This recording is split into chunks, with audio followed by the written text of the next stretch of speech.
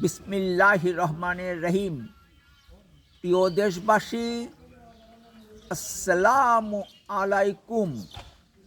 আমি সামিউল প্রধান প্রজাতন্ত্রের একজন জ্যেষ্ঠ নাগরিক হিসাবে বলছি।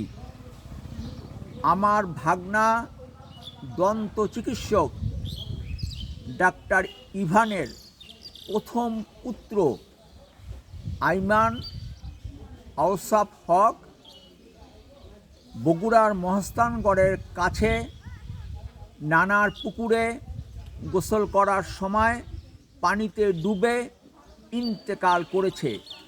ইন্না লিল্লাহি ওয়া ইন্না ইলাহি রাজিউন। মৃত্যুকালে মরহুমের বয়স হয়েছিল 15 বছর। আইমান আওসাফ হক রংপুর জেলা স্কুলে নবম শ্রেণী গ শাখার ছাত্র ছিল। নীলফামারী জেলার ডোমার উপজেলায়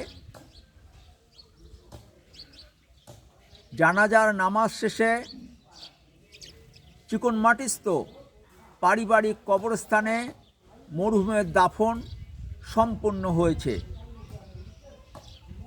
মরহুমের দাদা ইঞ্জিনিয়ার এনামুল হকের বাসায় কুলখানি অনুষ্ঠিত হয়েছে।